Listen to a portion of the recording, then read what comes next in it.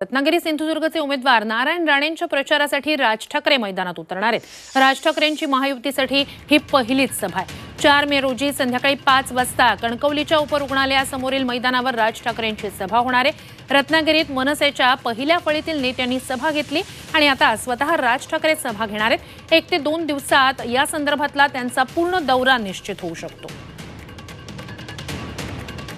तर नारायण राणेंसाठी आता राज ठाकरे प्रचारात उतरणार आहेत। एकंदरीतच नारायण राणे यांचा उमेदवारी जाहीर झाल्यानंतरच कोकणात राजकीय धुमशान रंगणार हे स्पष्ट झालेलं होतं। उद्धव ठाकरेंची कालच विनायक राऊतांसाठी सभा झालेली होती।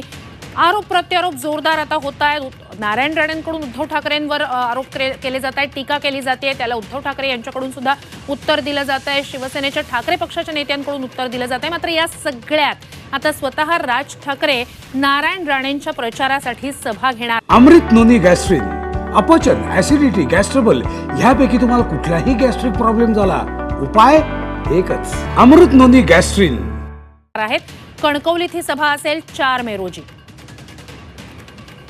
अधिकची माहिती आपले प्रतिनिधी गणेश कवडे यांच्याकडून घेऊया। गणेश, 4 मे रोजी राज ठाकरेंची कणकवलीत सभा, काय अधिकची माहिती?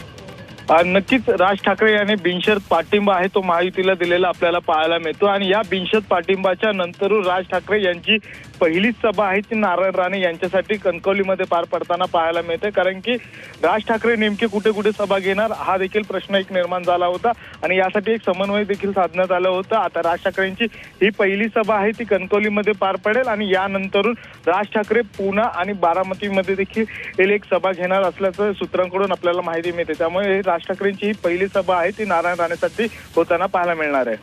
नक्कीच, धन्यवाद तुम्ही दिलेल्या संपूर्ण माहितीसाठी। म्हणजे कोकणानंतर पुणे आणि बारामतीसाठी राज ठाकरेंच्या सभा होऊ शकतात। अर्थात हा दौरा अधिकृतपणे कधी समोर येतो याकडे लक्ष असेलच। मात्र राज ठाकरे स्वतः आता महायुतीच्या उमेदवारांसाठी प्रचाराच्या मैदानात उतरत आहेत।